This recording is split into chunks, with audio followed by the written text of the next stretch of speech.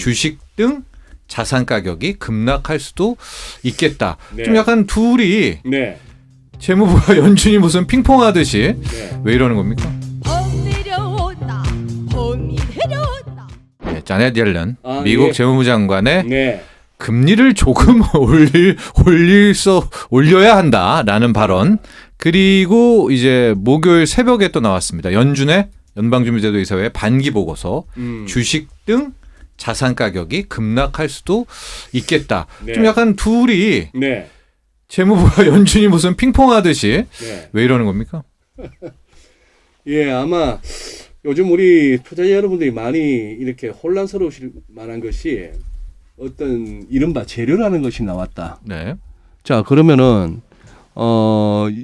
제니 옐런 의장이 금리가 좀 올라야 할지도 모르겠다. 네. 아까 이제 워딩 자체가 정확하게는 음. 금리가 시장 금리인지 아니면은 연준이 결정하는 정책 금리인지는 뭐 애매합니다만 일단 금리가 좀 올라야 할 것 같다. 금리를 올려야 할 것 같다. 이런 얘기지. 금리를 올려야 할 것 같다는 얘기는 아니었어요. 네. 그러니까 좀 모호하게 얘기를 했습니다만 그랬더니 또 바로 그 다음 날 연준 지역 연방은행 총재들 그리고 뭐 리차드 클라리다 부의장 네. 이런 사람들에 이르기까지 연준 관계자들이 대여섯 명이 정말 이 표현이 적절합니다. 벌떼처럼 나왔습니다. 네. 벌떼처럼 나와가지고 다 그냥 제니 옐런 의장의 저도 아직까지도 제니 옐런 다음에 의장이 더 대부분 방송에서도 많이 아직도 그런 실수를 하는 분들이 많으세요. 옐런 의장이라고 아직도. 하시는 분들이 네. 입에 붙어 있어요. 네. 네, 옐런 장관의 그 발언을 갖다 희석시키기 위해서 대부분 메시지는 똑같았죠. 인플레이션 있다 하더라도 일시적일 것이다. 그리고 우리가 완전히 경제가 온전한 궤도에 오르기까지는 많이 시간이 걸린다. 네. 뭐 이런 얘기였습니다.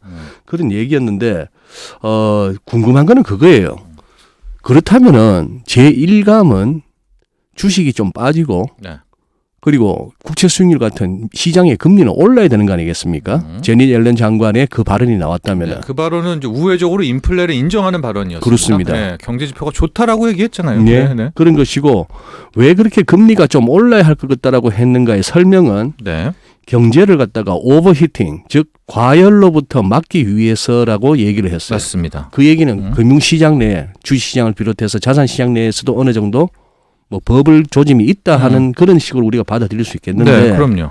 그 발언이 나오고 나서 뭐 예를 들어서 주가가 조금 밀렸습니다만 장 열려서부터 5월 4일 날은 하락하던 지수가 조금 더 밀렸고 마감 시점은 오히려 더 그 당시 발언 나왔을 때보다 더 오르고 그리고 국채 수익률도 오히려 내립니다. 뭐 그런 식으로 가니까 다들 이제 어려워지는 것이죠. 네. 이른바 재료가 나오면 재료대로 가져야 되는 것인데 시장이 왜 안 가느냐 하는 얘기죠. 네.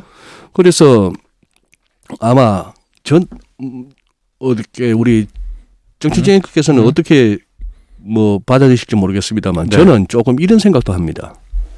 이 좀 뭔가 이 결대로 이론대로 책대로 가는 시장 흐름을 갖다가 자꾸 방해하는 뭔가 좀 큰 손 세력들이 있지 않는가 시장을 헷갈리게 하는 네. 뭐 그런 생각을 가질 정도로 그렇죠. 그런 게 이제 안 맞게 된 지가 꽤 오래된 것 같아요. 이론이라든가 그래요. 책대로 안 가는 게 네. 이론대로 안 간다는 게 차트도 이미 다 틀리고요. 그러니까요. 네.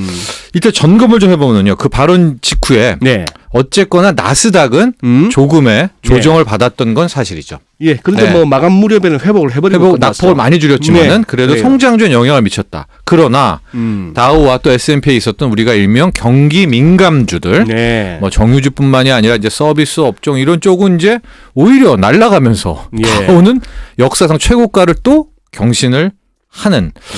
그러니까 일단 옐런 발언이 총체적으로 보면 주식시장에 영향 안 미쳤다 볼 수 있고요. 네. 말씀하신 대로 올라야 되겠다라고 하면 금리가 떠야 되는데 미국제 10년 수익률 오히려 오히려 진짜 하락 조정을 받았죠. 네. 이건 진짜 미스테리 중에 미스테리이기도 한데 어쨌든 그것도 별일이 없었고 그래서 좀 유야무야 지나가는 것 같다라는 평인데 진짜 유야무야일까요 이게? 그렇게 얘기했는데. 그러니까요. 지금 우리 5월 들어서 첫 주를 보냈습니다. 네.